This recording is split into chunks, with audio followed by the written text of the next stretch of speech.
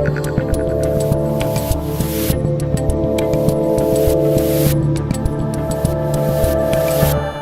right, guys, I'm Dave Rubin. This is the Rubin Report. It's June 30th, 2025. Happy birthday, Mom. Love ya. We'll FaceTime you later with the kids later. We are live streaming on Rumble, YouTube, and locals. Share, subscribe, tap that notification bell if you haven't. And you know we are hitting the big charge to get to the 3 million subscribers on the YouTube by the end of the month. I think we're definitely going to get there. You guys have really come through for us. Throw up some numbers here. Right now, as it stands, 75% of you who watch our videos, because so many of you have been watching in general, and we're bringing in new audience, 75% of those of you who watched last week are not subscribed. So tap the freaking bell.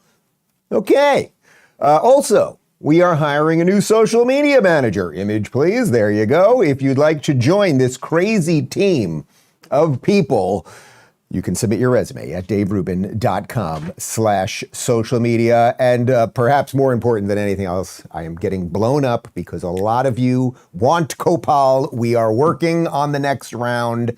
You can follow us on Instagram at drinkcopal. And if you want to get informed, we sold out so quickly. There was no way we could have known it was going to be that successful. I guess maybe I should have had a little more faith than you guys. But if you want to get the next batch the second it comes out, daverubin.com/newsletter. Just sign up over there. It's obviously free. You jump in and you'll be informed. Should be at the end of the month. And bottles from the previous round should start shipping any day now. And yes, I'm signing a sticker, which will be put in each and every box. Okay, that's it for promo. Let's talk about some good stuff, some bad stuff, some stuff in between, and some other stuff. We will start with some wins, and we will jump in with CNN's Scott Jennings. We're going to hold. It was a controversial move this morning, because we have 2 Scott Jennings clips for you, and I didn't want to do the Scott and the Jennings. I didn't want to do the Scott and the retards bumper twice, so we're going to hold it for this one. Here's Scott just making some sensible sense over there on CNN, the trash factory that is CNN, about some of Trump's wins, and then we will put the Scott and the retards bumper in later. That's a little warning for you. Here's just Scott making sense. Donald Trump just going crazy in terms of executive orders. He can issue an executive order today and will likely. He said so today. And he knows that the lower courts cannot carte blanche stop him, which hugely increases the power of the executive. Yeah, look, this is a great week for him, not just because of this ruling, but earlier in the week, the Supreme Court handed him the ruling on being able to deport illegal immigrants to third-party countries, essentially. So he's on a little bit of a winning streak in the courts right now. And you know what a lot of Republicans are saying is, nope, we're not tired of winning yet. This happened. The stock market's at a record high. He brokered the ceasefire in the 12-day war.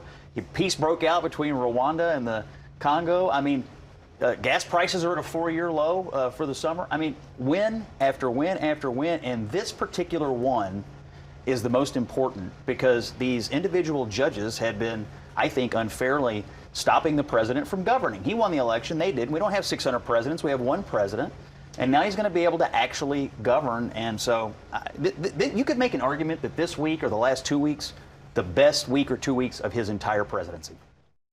Nice when those people don't have anything to say. Usually they chime in with some sort of nonsensical drivel or call him racist or something like that. But in this case, they just sat there quietly and took it. Now, there's there's some obvious wins there. So he talked about gas prices lowest in 4 years. Okay, fine. Obviously, we had the wrap up of the 12-day war, which wasn't World War III, in case you're keeping score at home, and a couple other things. But what they're specifically talking about here, and the way Abby Phillips framed the question was a little dishonest. She implied that somehow that the Supreme Court decision, which will now basically stop the lower courts from stopping the executive branch, is giving Trump more power. No, it's not. They ruled that it's not. Actually, the executive, the president, is allowed to make decisions, and the lower courts, we've talked about this endlessly on this show, if you basically allow some random lower court judge in the middle of anywhere USA to put an injunction every time the president does something, then that's not separation of powers. That's not checks and balances. That's allowing an unelected official to basically, some random person somewhere, to basically jump on top of one branch of government.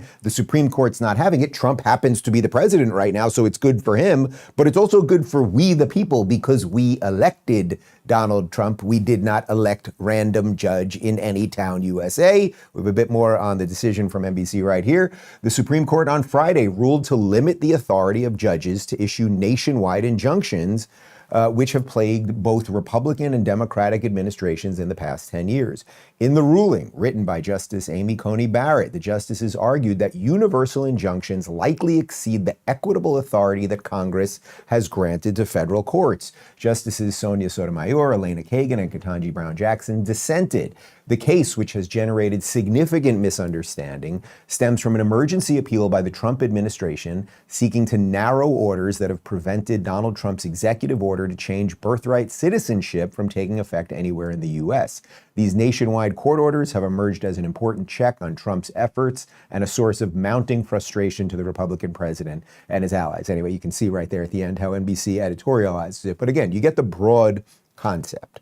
And this would affect a Democrat president and a Republican president. However, we know that Democrat judges are a little more activist in general, right? Because Democrats tend to believe in more of like a reinterpretation of the Constitution, where more conservative justices believe in what was written in the Constitution itself. That is the law. And if you want to change the law, we have a way that you can go about doing that, but it's not for the judges to change the law. So of course, the three big libs, the three big lefty progressives, they all dissented on this. This is really interesting from ALX on Twitter. If you want to just get a sense of sometimes how just talking all the time, and I say this with due irony as someone that talks for a living, doesn't really surmount too much. These are remarks by new Supreme Court justices, words spoken by each justice in their first 8 arguments. I mean, this is wild. Ketanji Brown Jackson has spoken 11,000 words, Amy Coney Barrett about 4,500, John Roberts,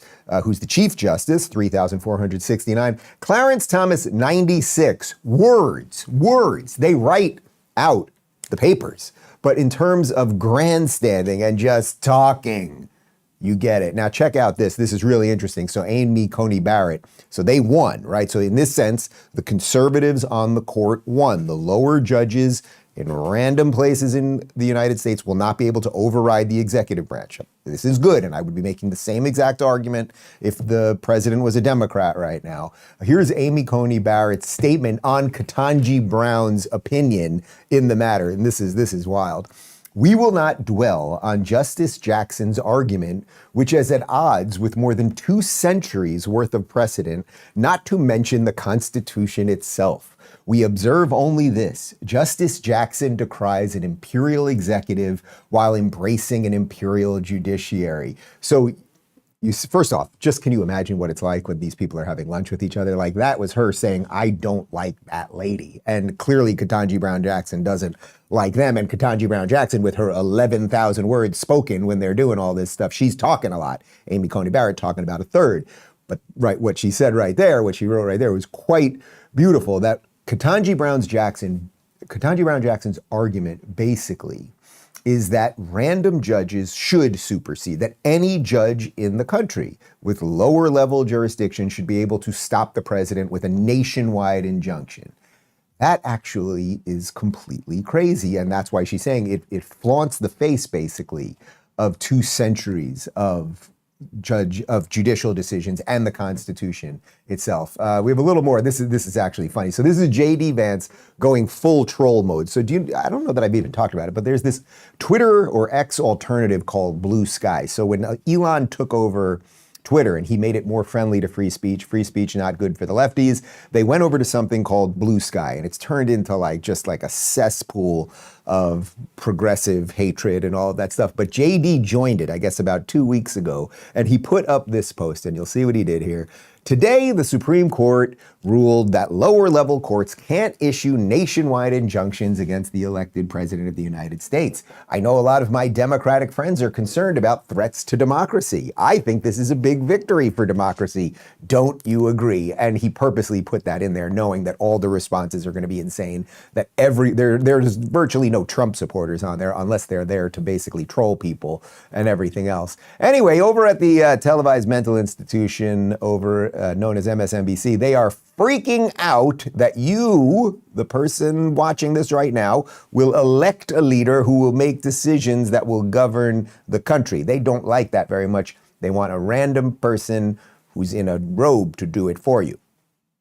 I just want to note the Democratic appointees' strong dissents in this case. Justice Ketanji Brown Jackson calls the court's decision an existential threat to the rule of law.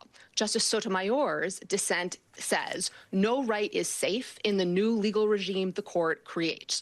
And instead, what you have is a majority sort of acting like Congress here, abdicating its role as a co-equal branch, and instead, as one lawyer put it to me in a text, acting like a robed bystander to the serious deprivation of what we've long assumed for 128 years is a fundamental constitutional right. Walk me through why you see this ruling as deeply dangerous, not for people who are birthright citizens, but much more broadly for every American. Imagine Donald Trump wants to do something illegal to you, Ali Velshi. Imagine that he wants to murder you. Imagine that he and Stephen Miller release an entire policy explaining about how they can murder Canadian journalists who are working in America because they're taking the jobs from real American journalists, right? So he's going to murder you. That guy is a fucking idiot. Look, murder is against the law, you moron. You're not allowed to murder people. So Donald Trump can't put out some executive action that says murder Ali Velshi. Should Donald Trump maybe put out an executive action that says hosts of MSNBC should be mocked into oblivion? Sure. And then the courts can decide how they feel about that. But it is completely and utterly absurd. And of course, you know, as always, they would all be taking the complete reverse decision.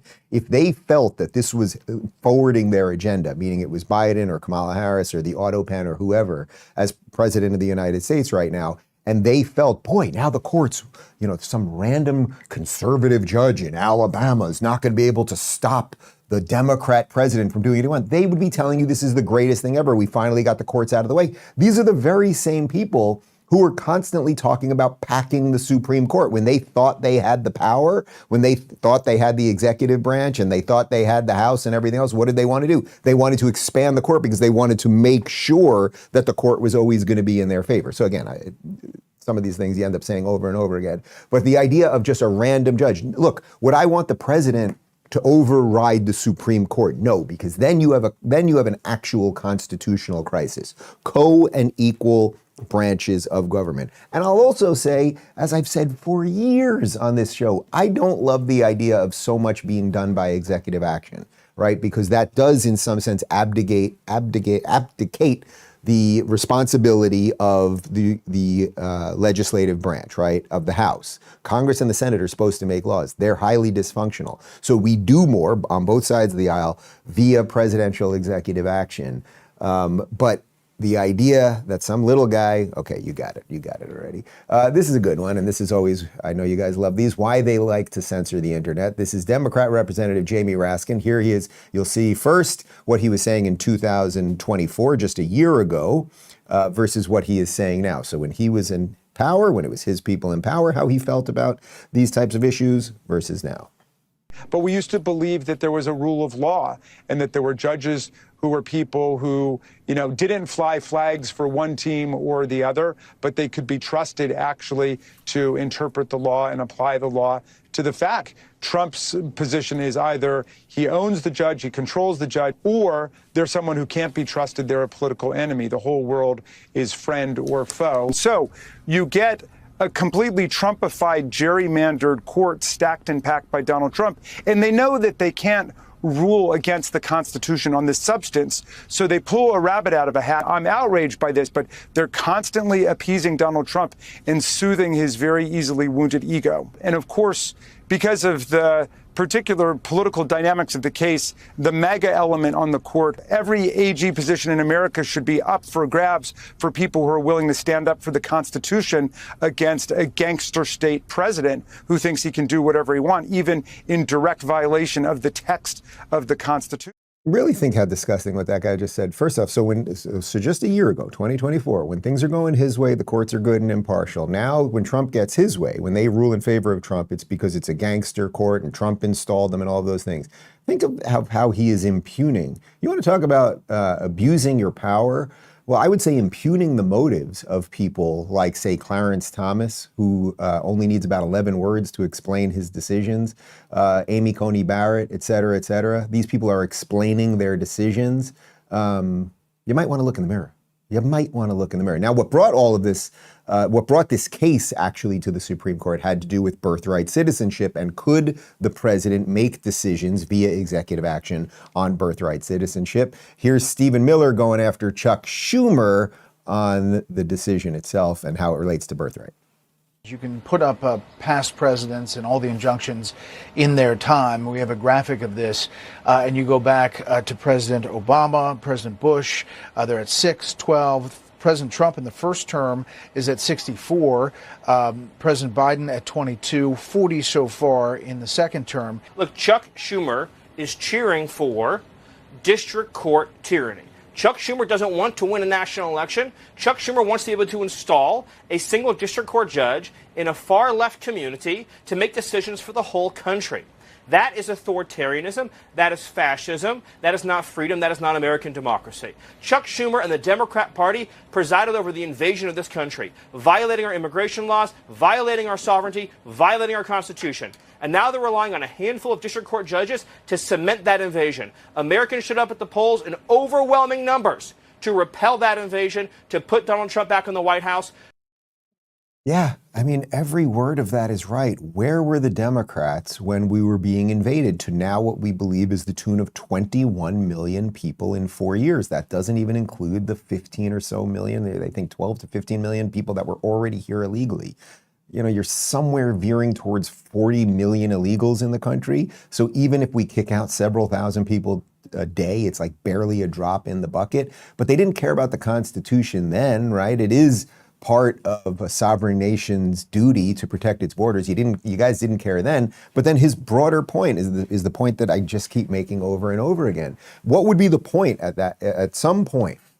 Why bother having elections? If everything will just be a fight between the branches of the government, and if at the end of the day, a judge who's appointed in, let's say, a far left district, but even if it was a far right district, whatever that means, a far right district, even in a place like Florida, so a judge just gets in and he looks and he goes, well, I don't really like that president, and I don't really respect the people that voted for him, and I think he's racist and a bad guy, and I'm just going to override it. Eventually, you would have no purpose for elections, period. I still like elections. I'm old school. How do I segue this into boner pills? It's a hard decision.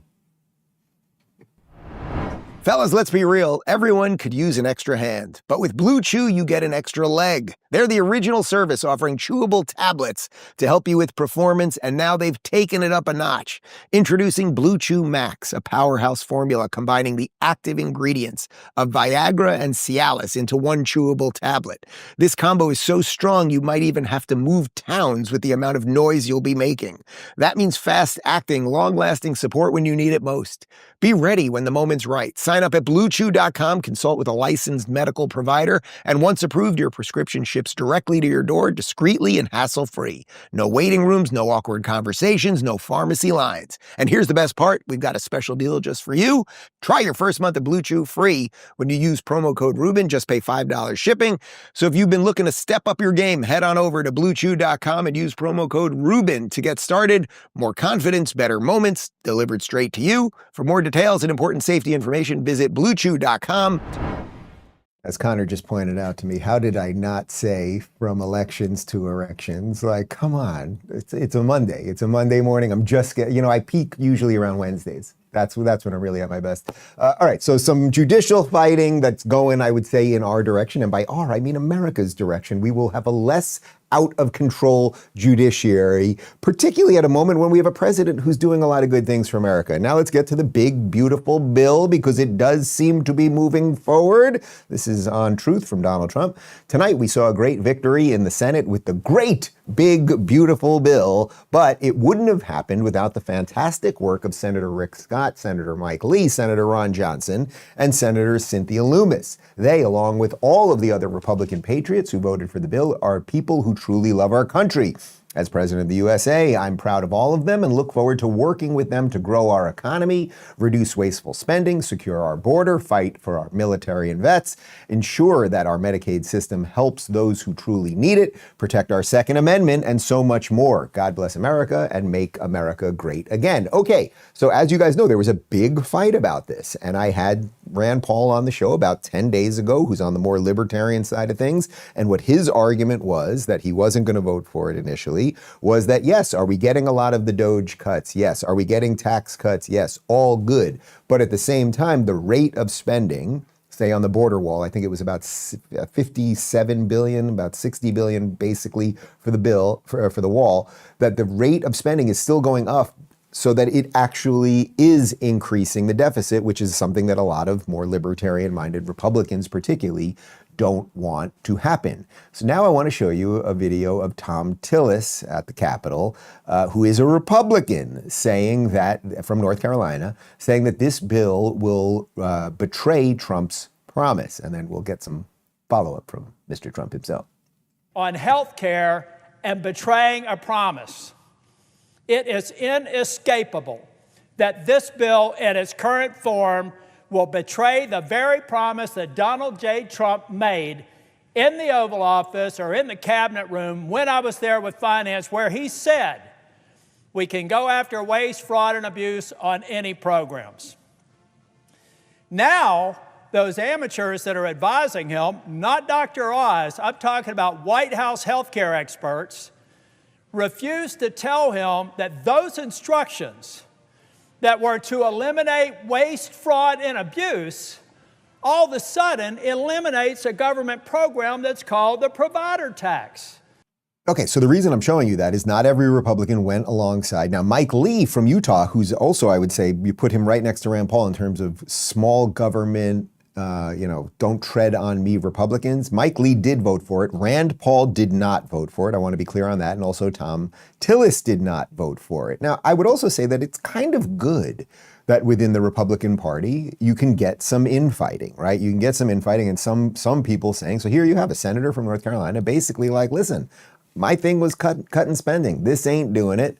Trump's making the counter argument that we're doing an awful lot of things and it has to be done right now. You can make your own decision on that. But then some interesting things happened after with Senator Thom Tillis. Listen to this from Donald Trump. Looks like Senator Thom Tillis, as usual, wants to tell the nation that he's giving them a 68% tax increase as opposed to the biggest tax cut in American history. At the same time, he is unable to understand the importance of a debt extension, which Republicans gave to the Democrats just prior to the November 5th election because of its significance and how important it was for the future of the USA. Sadly, the Democrat politicians probably won't reciprocate on a debt extension because they're nasty people who actually hate our country. Tillis is also willing to throw the very important tobacco industry in North Carolina out the window for reasons nobody seems to understand. He loves China-made windmills that will cost a fortune, ruin the landscape, and produce the most expensive energy on earth. I can't believe that the great people of North Carolina, a state that I love and won all 3 times, and a state that I just brought back with money, blood, sweat, and tears from the recent tragic floods when Sleepy Joe Biden let them drown, right up until the end of that administration without doing anything.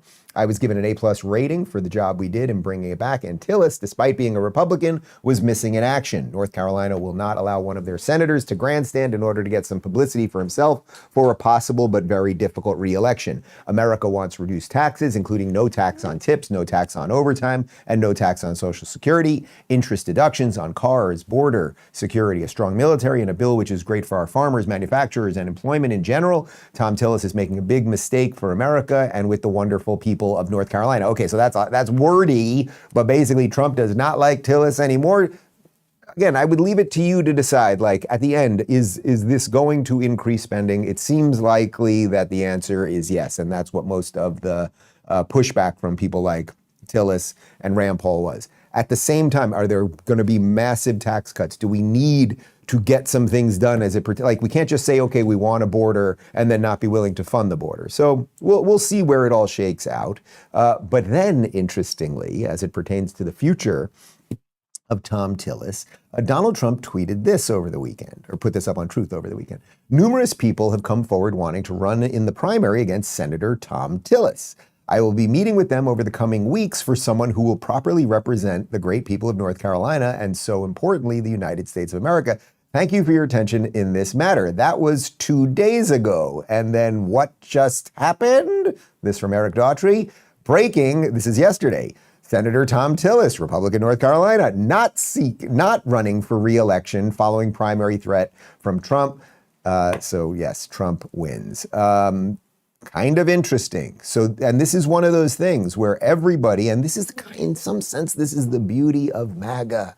You have the hardcore libertarians who are maybe not so thrilled with him right now. And by the way, they weren't thrilled with him 2 weeks ago when they were warning this was going to lead to World War III, the Iran situation, but that they were clearly wrong on that. My hope is they'll be wrong on this, but a little bit of fighting there. Now, what's, I would say, the most interesting part in like the granular political sense is that here you have Thom Tillis up there with the lariat. I got to get one of those. You know what I mean? I don't wear ties on this show, but can I get a big ass lariat? Get me one of those.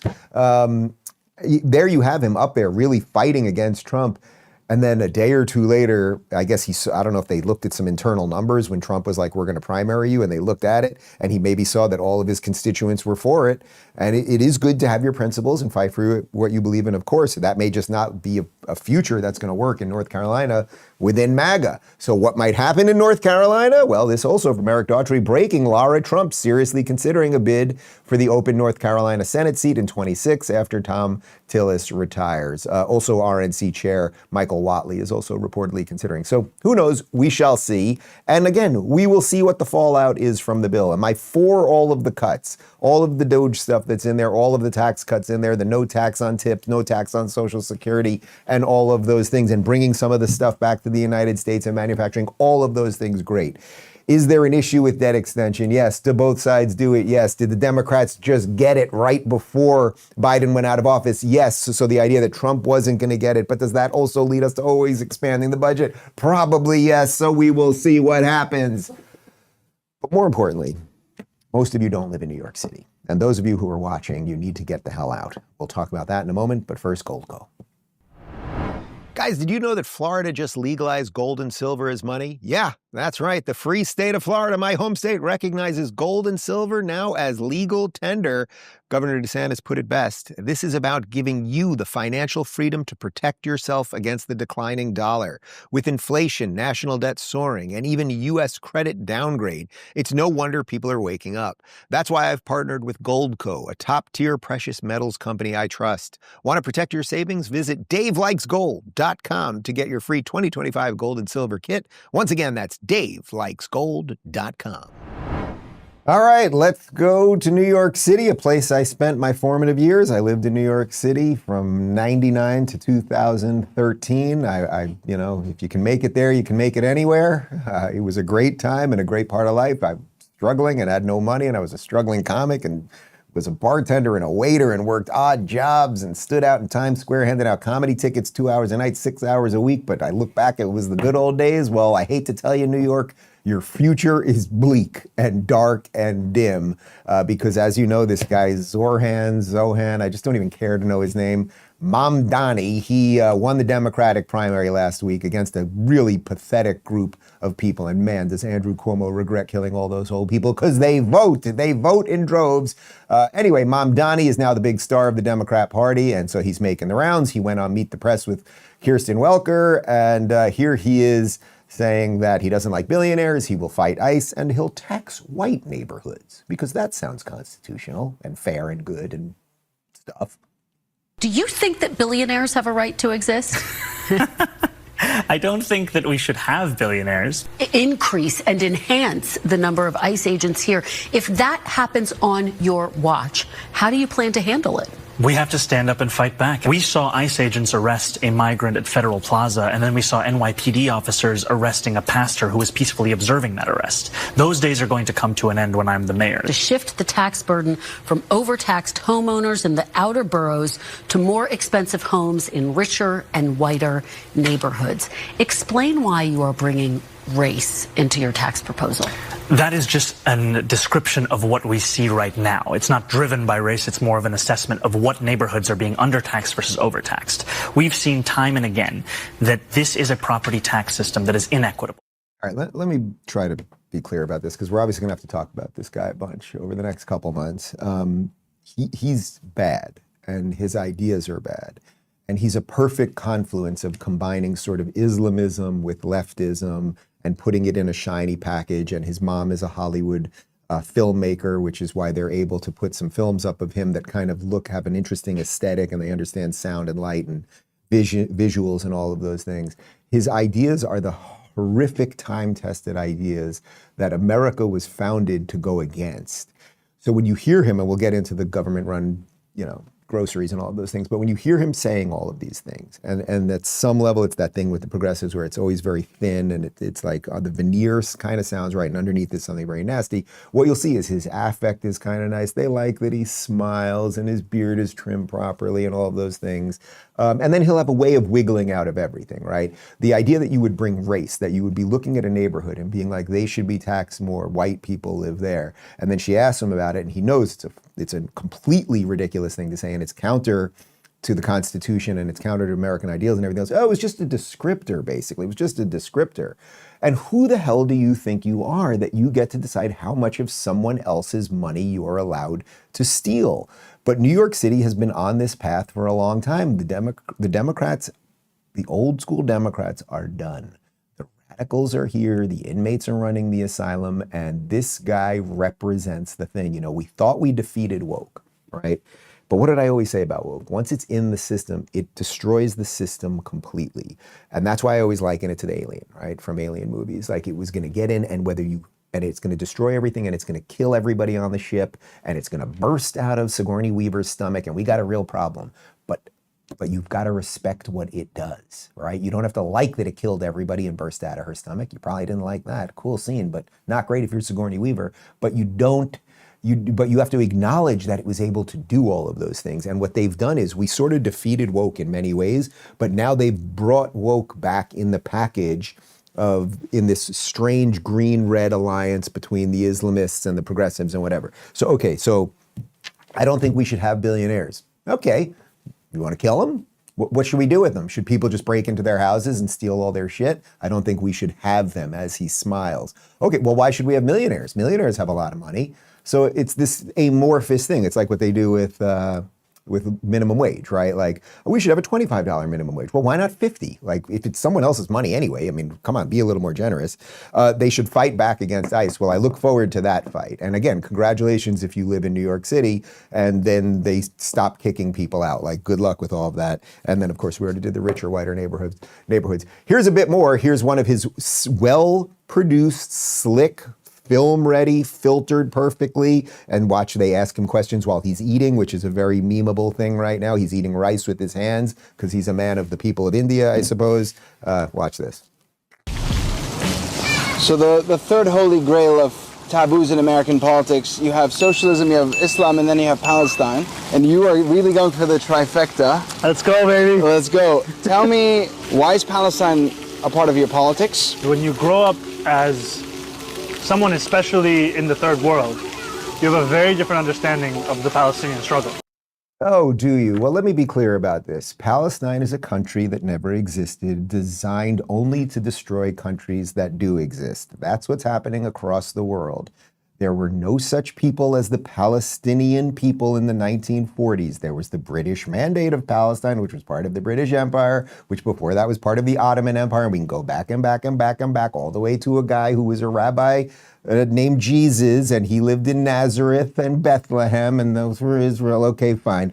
But the idea of Palestine now is becoming part of their thing. And once they do that, guys, then the next thing will be, why are Americans on our soil? Like, don't you see it? Look what they're doing in France and in the UK and in other European nations. What is he doing here, by the way? What is he doing here? Because the progressive ideology does, at the end of the progressive ideology is that America is a settler colonial state. What is this guy who moved to America? And when did he move to America? In 2018 or something? Right? Like, or he moved when he was 7, but like, it's just, it doesn't even matter. What are you doing here, man? What are you doing here? You don't like our system. You don't like our politics. You don't like our economic system or anything else. But okay, he eats rice with his hands, so that's pretty good. But what could the future of New York City look like if they vote this guy in? Well, let's just go over to the progressive-run city of Minnesota. And here's their mayor, Jacob Fry. And you might think you're watching a video out of Somalia, but no, this is Minnesota over the weekend.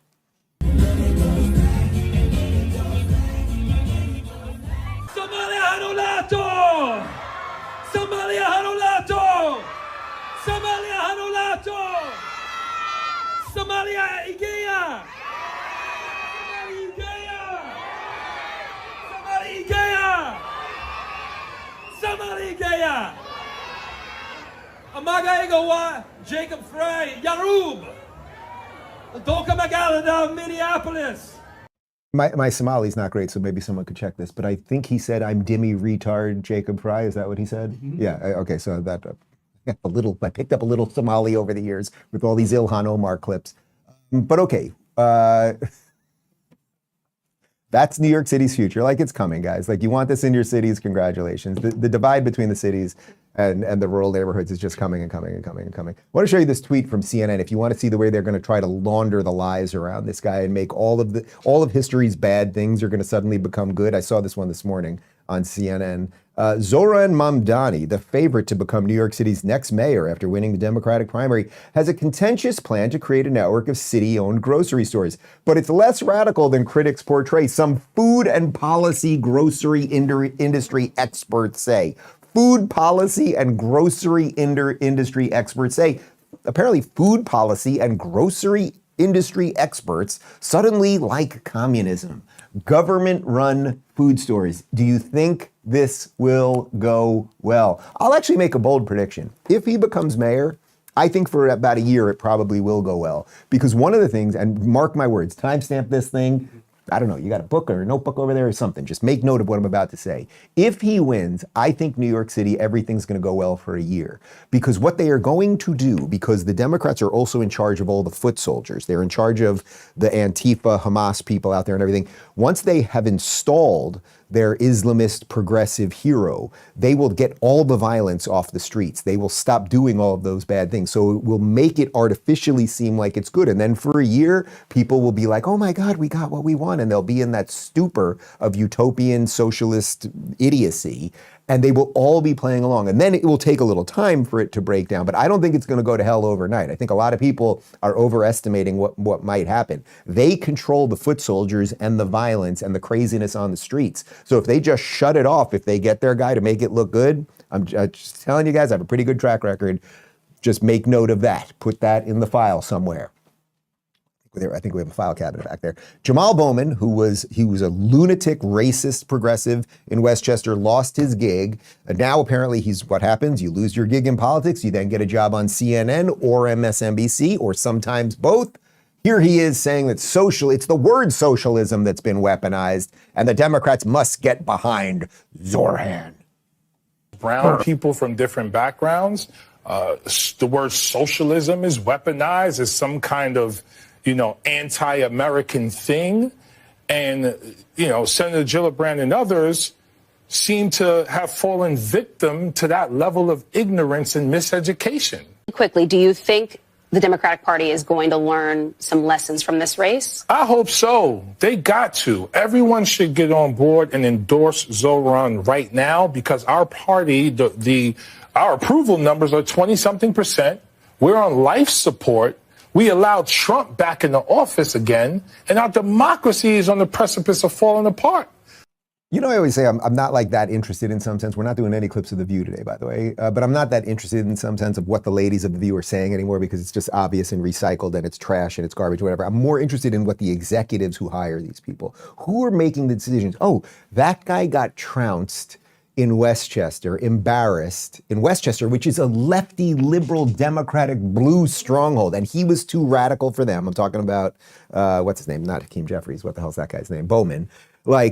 He got trounced. So let's get him on CNN now. Let's get him on MSNBC now. What's going on with these people? And yes, socialism, by the way, Mr. Bowman, socialism is anti-American, right? again, everyone whose families came here from other places, it doesn't matter where your family come, usually came from a socialist type. What were they fleeing? What were the reasons they came here? Why is it that opportunity ended in those places? Or why is it that they were killing your grandparents or great-grandparents? It was largely because of socialism or communism, big government, and it is antithetical to the United States, which is about individual choice and the pursuit of happiness and some other pretty good stuff that you don't like very much. Here is Timo Obama, who every time I see this guy, he becomes less and less of a human. He is an early version of the breakdown. He is an early version of the humanoid robots that will take over.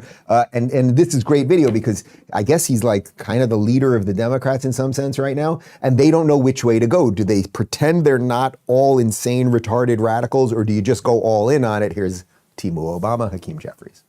We had a conversation on Wednesday morning where I congratulated him on the campaign that he ran, a campaign that clearly was relentlessly focused on the high cost of living in New York City and the economy. He outworked, he out-communicated, and he out-organized the opposition, and that's clearly why he was successful. So what's holding you back from endorsing him right now? Well, we don't really know each other well. Our districts don't overlap. I have never had a substantive conversation with him. I've never had a substantive conversation with him. We don't know each other very well. Well, what do you mean? If you're for lowering costs and helping with rent, and blah, blah, blah, why wouldn't you get on board? That guy is just so fake. He is so programmed. There is nothing there. He is just nothing. Like he'll be like the tiniest footnote in a history book somewhere about this Timo Obama fella. But do you see why they don't know what to do? And congratulations, guys. You open the door to let the radicals in. They have completely taken over your party. You have no idea. Like if you were a sane Democrat leader right now, wouldn't you be looking at that and going, listen, actually as a Democrat, I'm not that thrilled that a socialist, an avowed socialist, is here trying to lead New York City right now because I represent the Democratic Party, and even though we are a little more for government, let's say, than the Republican Party, we don't want full-blown socialism, which is counter to the American experiment. But he can't even say that because there's nobody left in his party that is willing to fight, because the progressives, again, like the alien, give them credit where credit is due. They went into Sigourney Weaver's stomach, they ingested a baby, they blew out everything. It's a big freaking mess over there. And here's Zohran, unwilling to denounce Sharia law. What does Sharia law have to do with this? I'm denouncing them. I'm asking you. I am running. I know, but I'm like, that's the point. If you're going to run for mayor, you have to denounce it. You denounce that. What is Sharia law? I come from a political tradition Donald Trump describes as the enemy within. We came here to remake this state in the image of our people. Sharia law. What does Sharia law have to do with this? I'm denouncing them. I'm asking you. I am running. I know, but I'm like, that's the point. If you're going to run for mayor, you have to denounce it. You denounce that. What is Sharia law? Palestine! Free, free Palestine! Free Palestine! Free Palestine! Thank you so much, brothers and sisters. Eid Mubarak. As Jerry said to George, good luck with all that. Like, he is a radical. You might want to look into something called taqiyya, which is a Muslim tradition where they're allowed to lie to the infidel, basically, to attain power, which is definitely what he is doing here. He will not admit what his true positions are. Of course he'll be for Sharia law. Of course. This guy gets in as New York City mayor. You think you're going to hear more or less Muslim call to prayers 5 times a day in New York City? It's going to take over the entire city. Congratulations. Good luck. Good luck. And over time, that's not going to work out for the Queers for Palestine. But again, good luck, everybody. As I tweeted out, it really caught fire yesterday. I would recommend, if you're a journalist out there, I don't know any, do we know any journalists? We got Andy, no. Maybe we'll get Andy on this. We get somebody. We've got to find a journalist. If any of you know a journalist, could you tell them that a good question that should be asked of Zohran Mamdani is that he's a Muslim, and he also, just yesterday, do we have the picture? Do we have the picture? He was at the Gay Pride Parade. Can we put that up? Yeah, so there he was at the big Gay Pride Parade just yesterday, and he's holding the trans flag. So he wants to chop the genitals off little children. So that's an interesting thing, just, is what it is. But there he is at the Gay Pride Parade. Now, Zohran, what I would like to know, here's what I wrote. A good one for a journalist out there, if there are any left. Ask him if his mosque allows gay marriages. When he says no, or might most likely agree, more likely says he doesn't know, ask him if he will condemn the mosque and stand up for his queer pals. Get on it, journalists. So that is everything that the left is about now, is about wild inconsistencies, intersectionality of these, these grievances that all can somehow combine and make you stronger, actually have these wild inconsistencies.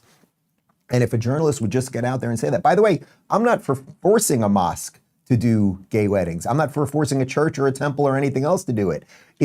You're right, you should have equal protection under the law in the secular state of the United States of America, but I'm not forcing a private place of worship to do anything just because I'm for it, because I believe in individual liberty, unlike you people. But it would be great. You want to blow up this stupid thing. Ask Mamdani, ask Ilhan Omar, ask Rashida Tlaib, etc. Ask AOC, she's not even Muslim, but ask AOC, should mosques be forced to do gay weddings? Why is it that not one mosque in the United States does gay weddings? You guys are all about this thing, right? You're constantly telling us about all of these oppressions, and I think you'll start seeing your answer. So if there is a journalist out there, are we communicating this show on the internet so it'll get out there today? Okay, so let's just see what happens with that. Check this out from Libs of TikTok. Muslim socialist Zohran Mamdani's plan for New York City, and there's tweets to prove all of these things here.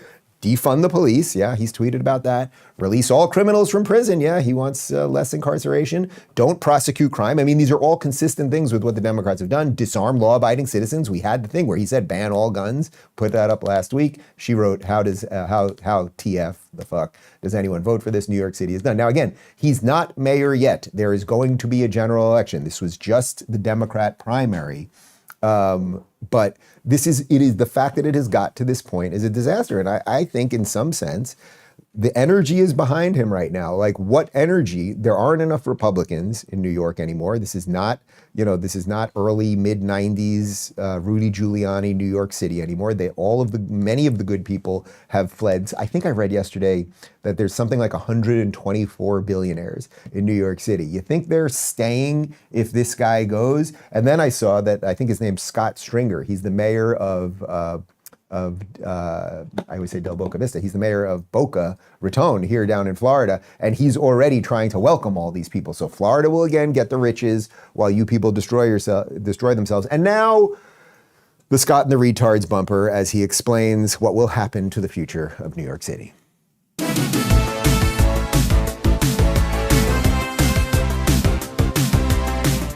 I got to leave it there. Nobody's going to be able to walk Manhattan after he defunds the New York City Police Department, Marie. I wouldn't advise walking Manhattan after he gets rid of the police force. Just to jump in, Mamdani. Just to jump in. Hold on. Mamdani advocated for defunding NYPD in 2020. He's since said his goal is reform, not defunding. Exactly. And then also you guys are doing that again. It's the whole Harris playbook. Just one more thing. Point of order. He just said he didn't want to tax white people specifically. Just higher income neighborhoods that do happen to be majority white. He literally wrote it in his statement, Omar. He literally wrote it down. Are you letting him get off the hook? White? No, I am saying that he said that, but not on the basis of race specifically. I'm not saying he didn't say that. Right. He did say that. Okay, but not on the He did say it. I'm not saying it's on the basis of race specifically. He said white neighborhoods. We just showed you the freaking clip. Like this, unbelievable. I don't know who that guy is. He's just another guy they threw in the chair. It's not worth knowing his name. And that lady, like just a fraud and liar. He called for defunding the police. Then they realized the cities were all burning. Now it's just a reformation of the police. Well, you know what happens when you usher in all of this nonsense, when you get rid of policing and you allow Islamists to take the streets and you have drugs everywhere and crime, and then you have good people flee the city and everything else. You know what happens? Well, this video was going bananas viral over the weekend. This is a young American girl who apparently is living in Paris right now. I don't know if it's just on a student exchange thing or something. But here she is putting up a video. She literally cannot walk the streets in Paris right now because they have many of the problems that New York City's about to usher in. Don't get me wrong. I love living in Paris, but it is not for the week. I want to be able to go outside right now and to be able to enjoy life, but I've been harassed so many times in this goddamn city that I'm afraid to go anywhere alone. And there's a whole beautiful city out there that I just want to see, but I'm actually terrified. Send help, please. Please tell me to go back to my country. I will. I will. Go back to your country. Go back to your country. We'll welcome you in the United States. I don't recommend you go to New York. But why is it that she can't walk out there? Is it because native Parisians and Frenchmen are harassing her? Are they throwing croissants at her? Are they making her eat all that cheese and drink all that red wine? I doubt it. I think you know why. Nayib Bukele, the president of El Salvador, he saw that video and he retweeted it. He wrote this: "This is the result of glorifying criminals in Paris. He who spares the wolf sacrifices the sheep." And that's a perfect way of explaining the fake faux empathy of the progressives. You end up sacrificing all of the people you purport to care about. Elon also retweeted it. And he wrote that he retweeted Nayib Bukele's retweet of it. And he wrote, "If you spare the wolf, you sacrifice the sheep. Sparing the wolf is shallow, not deep empathy." So what did I say before? It's that thin veneer. It sounds good. We'll let all the people in. We're nice. We're French. We have a lot of cheese. We have a lot of bread. We smoke cigarettes too. And then there's the French paradox. None of us are fat, despite the way we eat. Well, congratulations. You shared that with a bunch of people from Somalia, and now American girls who look like 16 or something are now afraid to walk out on the street. And I just want to, somebody brought up, we had my birthday party over the weekend, and I don't know, we had about 60 or 70 people here, and someone said to me at the end of the night, "Dave, how many people do you think have moved to Florida because of you?" And I quickly was like looking around the party, and we figured that there's about 30 people when you take my employees and their spouses and some other people around them that have moved here, and then subsequently people that have moved to Florida since we moved here and everything else. Let's say I've brought about 30 people to Florida. Like, these are good people. You guys are good people. I'm feeling nice on this Monday. You're good people, and their spouses and significant others are good people. And as far as I know, every single, well, you guys have a job, and all your girlfriends and boyfriends, et cetera, all have jobs. And you're functional people who care about things. So think about it. This is why everything starts with you first, like the individual first. I took all of these people, like Moses, I took them to the promised land of Florida. And now Florida reaps the benefits of that, right? The OG Floridian reaps the benefits as their values of their homes become higher, and there's more enterprise here and more chance here. And then what's left in those other places? So every single one, I know everything always feels like it's a political answer, but it's a you answer. Like, go live in places that are in line with your values. And unfortunately, New York City is about to go the other way. We'll have more on Florida and doing it right and ICE in just a second, but first, Rumble Premium. Free speech is under attack, but Rumble refuses to back down. We've always believed in empowering voices, no matter how unpopular, and now we're taking that fight to the next level. When major advertisers conspired to pull their dollars, even brands like Dunkin' Donuts turned their backs. But we're not here to fit a mold, we're here to defend free expression. To strengthen this mission, we're excited to offer Rumble Premium, a completely ad-free experience with exclusive benefits for viewers and creators. You'll find exclusive content from creators like Russell Brand, Dr. Disrespect, Timcast, and the Mug Club with Crowder. It's more than a subscription, it's a stand for free speech. Your voice matters. Join Rumble Premium. For a limited time, you can get $10 off the annual plan using promo code Rubin. Visit rumble.com/premium/Rubin and claim your discount today. Whether you join Rumble Premium or simply keep watching, your support helps keep free speech alive.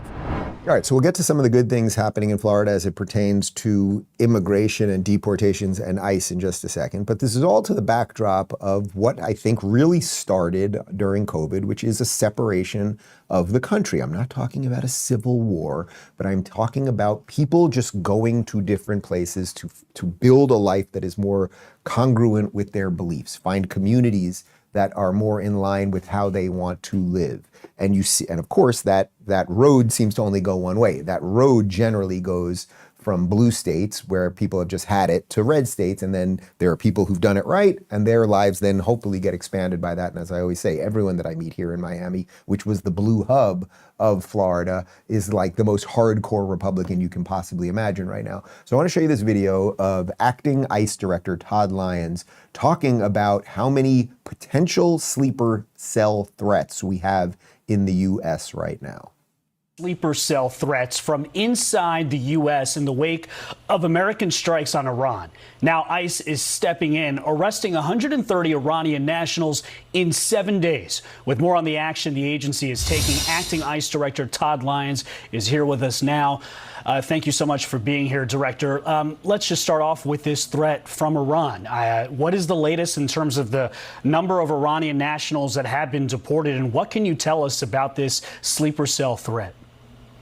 Well, thanks, Brian, for having me. Yeah, it's great that you guys give us the opportunity to highlight the great work that the men and women of ICE are doing, especially to combat these sleeper threats.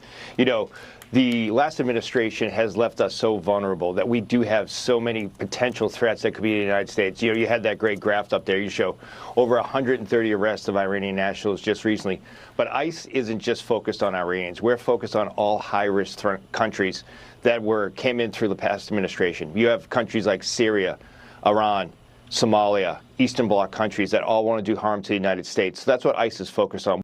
Okay, so the reason I'm connecting this to states' rights is Mamdani said that he wants to kick ICE out. We know that the Democrats don't want the states to work with ICE, that they show up to their facilities just for photo ops and to harass people and everything else. Meanwhile, you have some states, mostly Florida and Texas, that are working with ICE to make sure if someone is here illegally, particularly if they're up to some other criminal activity, they are going to get the boot. Now let's jump back to Los Angeles for a second, because although Coney, California does not want to work with ICE, and although the mayor, Karen Bass, has been an absolute disaster, occasionally the feds are able to get in there and figure things out. And look at this from the post-millennial. Federal immigration tactical units apprehended 2 individuals at a Los Angeles human smuggling hub tied to national security threats. Several Iranian nationals were arrested at the same address earlier this week, including individuals on the FBI terror watch list and associates of an Iranian human trafficking network, according to Customs and Border Control. That looks like mid-city LA. I mean, I live about 10 minutes away from there. So I don't know, there's some human trafficking and some Iranians, and I'm going to guess they were probably up to some other stuff. So thank God. Imagine if Newsom, the governor, and Karen Bass, the mayor, got their way and the feds could never get in there and ICE could never do their work. Well, congratulations. You'd have more trafficking of children. You'd have more drugs, potential terror threats, and everything else. You know where we're not going to have that shit? Connor, can you guess? Say it out loud if you can. Florida, you got it. That's right, because we've got Ron DeSantis. Here he is taking Fox on a tour of Alligator Alcatraz. All the stuff that goes into intake and processing of illegals, you're seeing this put up. This is all 24 hours. 24 hours from now, you're going to see even more. And by Tuesday, this will be able to have intake of illegals. And you've thought of everything. Okay, so there are 4 gigantic tents. Let's come on over here, Governor. And people are thinking, okay, you're in the middle of the Everglades. It's hot. That would explain why you've got this bank of air conditioners here. Yeah, so I mean, this is going to be, illegals will come in, they'll be processed. There'll be places for them to be housed. You'll have an ability for food. You'll have an ability for them to consult legal rights if they have that, because there is a process that's involved with this. So this is really everything. This is going to be a self-contained little area. And then, of course, you also have stuff for the staff that work here. But you know, when you think of the imagery of Alcatraz, Alcatraz is surrounded by a bay. Here in the Everglades, we're surrounded by, you're actually surrounded by gators and pythons. So this is as secure as it gets. I mean, if a criminal alien were to escape from here somehow, and I don't think they will, you've got nowhere to go. I mean, what are you going to do? Trudge through the swamp and dodge alligators on the way back to 50, 60 miles just to get to civilization? Not going to happen. So not only that is it secure, it also takes this deportation mission out of the hair of our local and state law enforcement. This has no impact on Florida residents because some of that stuff can have an impact on them if it's in more populated areas. And so logistically, this really answers the call. All you need is a little bus to move them, about 2,000 feet that way, then get on a plane and they're gone. Guys, isn't that something else? Again, I'm just so damn proud to live in this state, and I'm going to fight every freaking day to the best of my ability to make sure it gets stronger and stronger and stronger. But decline is a choice. That's what DeSantis always says, and he's right. And to the backdrop of Trump crushing it as a president, the best thing that could have ever happened to Floridians was to get Trump as president and keep DeSantis right here. That's how we're going to deal with illegals. Sorry. And you know what? If you break out of that facility, good luck with the 50 miles of gators. Like, that's how you do it. That's how you do it. That's what a serious state would do. We have a problem.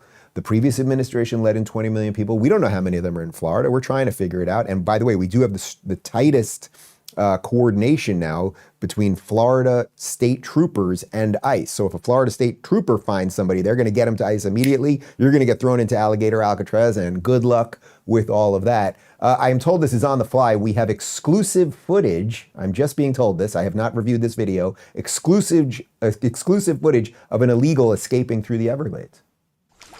Don't eat me. Let me go, and I'll give you tacos and burritos. Don't eat me. Let me go, and I'll give you tacos and burritos. You're really proud of yourself. You're really proud of yourself. Now this is even better. So they put up this Alligator Alcatraz in Florida, and as you know, it went mega viral when we had DeSantis on the show a couple weeks ago. In Florida, if you're a protester, you like Hamas, you want to cut off a kid's dick, whatever it is that you do and you're really into, what you're allowed to do is protest on the side of the road. But if you get in the middle of the road, DeSantis has said that people are allowed to plow through you. People have things to do, and your rights don't supersede anyone else's rights. So anyway, there's a bunch of, it's hard to believe these people exist in Florida, but some of these brain dead Democrats are here, and a bunch of them went to protest Alligator Alley or Alligator Alcatraz, but they didn't get on the road, and they just had to watch the cars go by. Pretty sweet. We have to advocate for all of us. And I don't know if any of you have prayed to a spiritual place, or maybe you go to church to find that spiritual place, or wherever your spiritual place is. Even though I've watched that 5 times per second, I thought the truck was going to plow right into them. It was kind of like, you see, guys, so it's like, you know what, lady, with your spiritual place and all that stuff, that's just fine. You want to protest. It is your right to do that in America. So you want to protest the fact that the state is building facilities to get illegals out. You want to do that in Florida, fine. Do it on the side of the road. It's all good. It's not chaos or anything else.